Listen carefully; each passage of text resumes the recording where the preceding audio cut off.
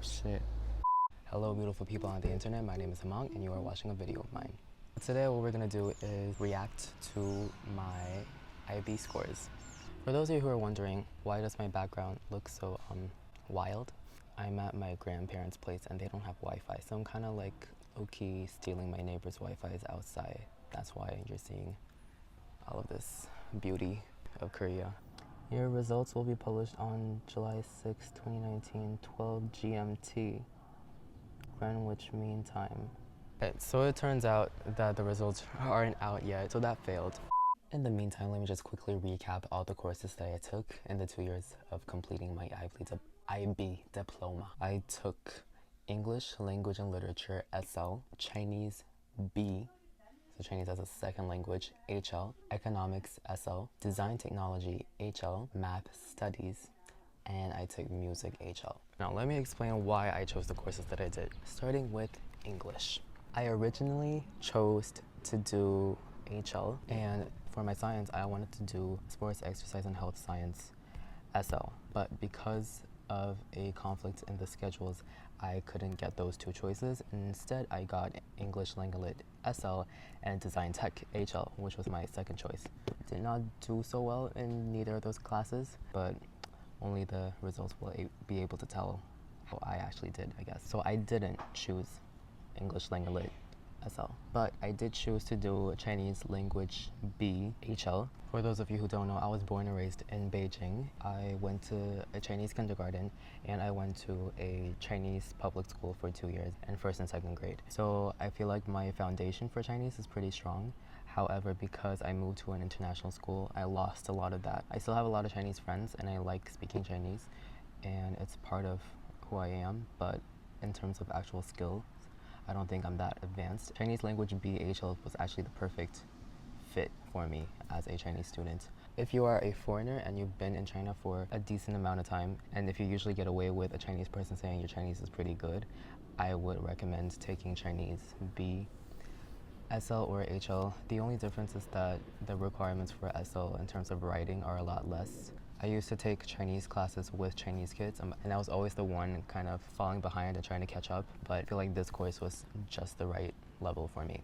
Moving on to econ. So I took IB Economics standard level. Prior to my IBDP experience, I actually did my IGCSEs, and I took my IGCSE for econ, and I got a B. Economics was much easier for me because I had the foundation from IGCSE.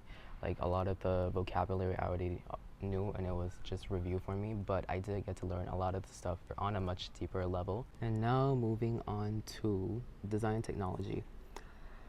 At our school, DT was mostly taken by those that did not want to learn about any other science. I was definitely one of them, which is why a lot of people have a hard time with it, including me, because it's actually a really intense subject with a lot of information. A lot of people just assume because they hear the word design, it's just kind of like a combination of art and physics, and bitch please, it's not that simple. It's actually more like a combination of econ and chemistry with a little bit of bio, a little bit of physics too, obviously, but like the actual science parts of it, you don't actually go in that deep, but you do have to like memorize a lot of vocab and you do have to bullshit it to a certain degree. The subject itself is very interesting, but it's just you have to be passionate about it in order to do well, because you get to learn about the whole process, the whole design process, from determining why there is a need for a certain product to who the target audience is, where you're going to sell it, what materials are appropriate to make the product, and what kind of conditions the product is to be made in, how many you're going to be making, how you're gonna promote it, even if you're doing HL promotion, and like commercial production is also part of it. It's just a lot. I'm gonna link down the website that our teacher made, and it's a pretty famous website apparently that a lot of IB students are using all over the world, so everything you need to know is in there, so just like memorize everything, I guess. Now, math. I chose to take Math Studies. Math Studies is a pretty easy course. I took Math Extended in IGCSE and I got a pretty good score. I got an 8. But why I chose to do Math Studies in IB is because I didn't want to spend time on math. I know that I am able to take Math SL. I would have struggled a bit just like everyone else, but I didn't want to struggle with math because I already know that there's a billion other things involved in the IB that I will be struggling with. I didn't want math to add on to that pile of problems. But I know that these levels are not going to apply to any of the future IB diploma candidates because they actually recently changed the math curriculum. And last but not least, let's talk about music. So I took music HL. It was kind of a given for me to take music HL, but it was definitely a lot harder than I expected it to be. My teacher was super chill and he didn't actually spoon feed us that much information. He kind of left it for us to do most of the work, which has its pros and cons obviously, but a lot of us struggled with that, including me. I did struggle a little with that as well. If you did take the IGCSE music and got an A star, definitely don't expect that A star to translate into a 7 in IB. Statistically, I've read that only like 6% of all IB music HL students in the world get a 7 every year. The music exam is hella long. If you take music HL, it's a 2.5 hour non-stop exam. And that's literally my flight to Korea. It's one thing to just sit through the exam and complete it, and it's another thing to perform well on the exam. But even though you get so much time, it's actually still not enough to write what you need to write in order to get a 7. And it's all about analyzing using the musical elements. So the first thing that you do when you get your music exam should be writing down the elements. It took me some time to make sure that I got all of them every time I did the exam. So I came up with this like short rhyme: context, structure, melody, rhythm, tempo, harmony, texture, timbre, instrumentation, dynamics, and articulation. Boom. I remember what our teacher told us: your grade in IB music definitely does not reflect who you are as a musician or as a performer or whatever it is that you are. Do not think that the IB music score represents anything. It really just represents how you fit IB's requirements, which aren't necessarily the requirements that you need as a good musician or as a musician, period. It's currently 8:30 p.m. in Korea, which I believe is 10:30 Greenwich time. So my results will come out in an hour and a half, but I'm currently not feeling very well, so I'm gonna go to bed early. So I'm just gonna leave my results till tomorrow and reveal them with you tomorrow. Good night, peeps.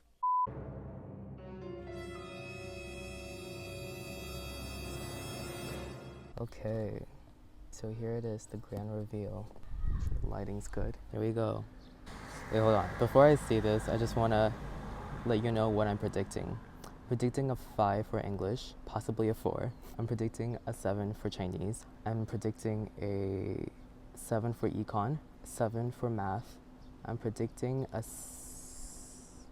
let's aim low. I'm predicting a 5 for DT, and I'm predicting a 6 for music, possibly a 5, but we'll see. All right, so here are our results. Here we go. Congratulations on completing your examinations. Yes, thank you. Please click on the alumni tab to learn how to join the IB alumni network. No, thank you.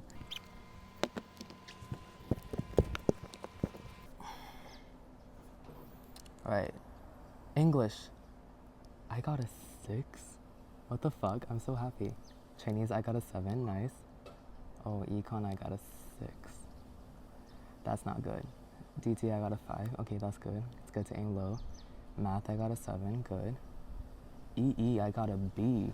Yo, I didn't even think I'd get any points for EE. That's good. Music, I got a 6. Nice. Theory of knowledge, TOK, I got a C. Okay, I don't know what to expect for TOK, so that's fine. Yo, I'm pretty good. I feel pretty good about it. So my total points are 39. Yo, that's pretty solid. Yo, I'm pretty satisfied. For English, I got a 76, and I'm 7 points away from a 7. Yo, for Chinese, I got an 86. Oh shit, I'm right at the boundary of a 6 and a 7. That's risky. For econ, I got a 70, and I had to get at least 5 points to get to a 7. Okay. DT, I got a 5.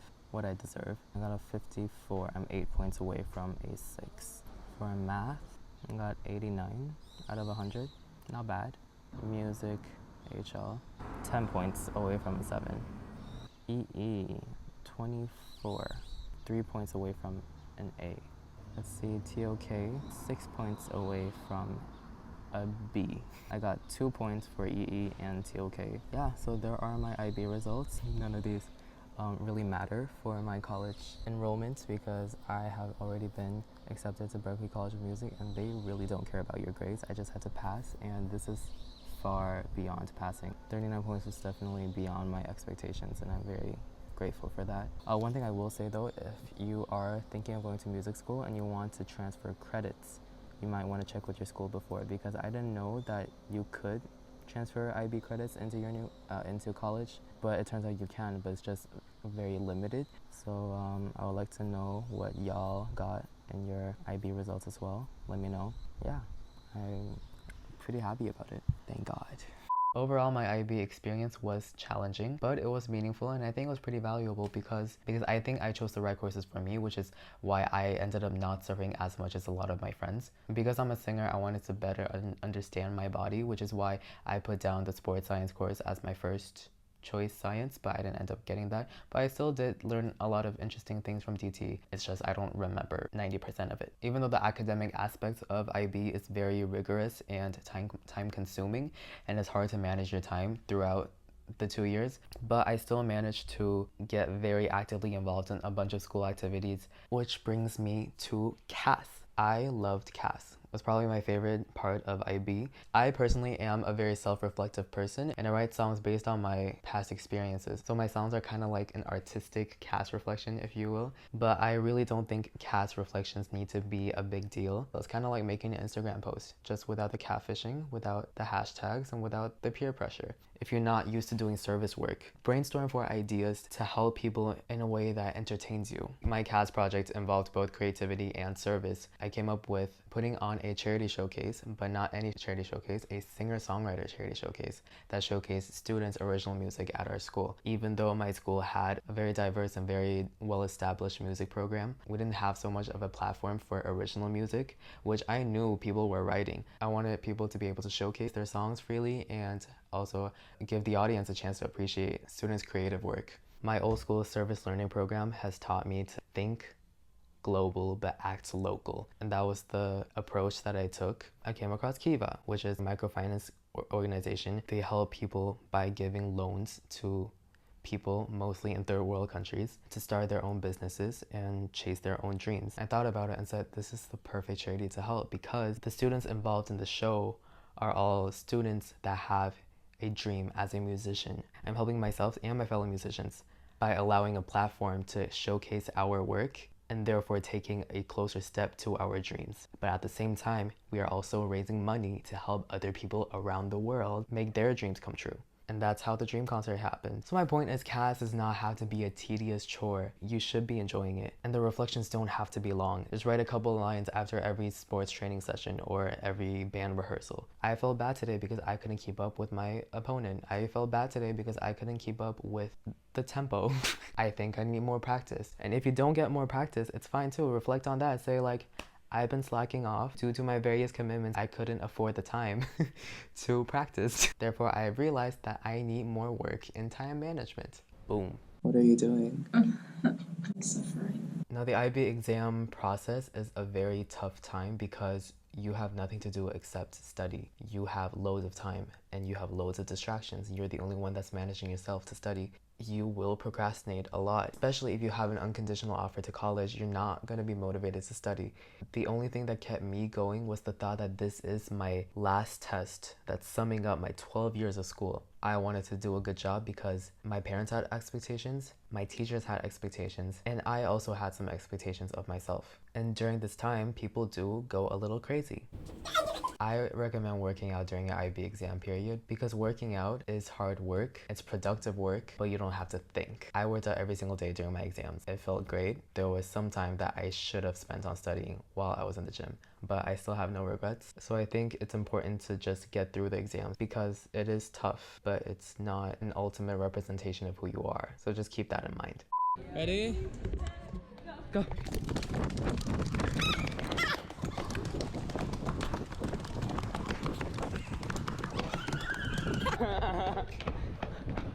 I did not breathe. 辛苦了，同志们. See you next time. Y'all are beautiful and God bless you. Hello, beautiful people. Hello, beautiful people on the internet. I actually did my IGCSEs, which stands for International General Secondary, no, IGC, International General Certificate of Secondary Education. Overall, my IB experience was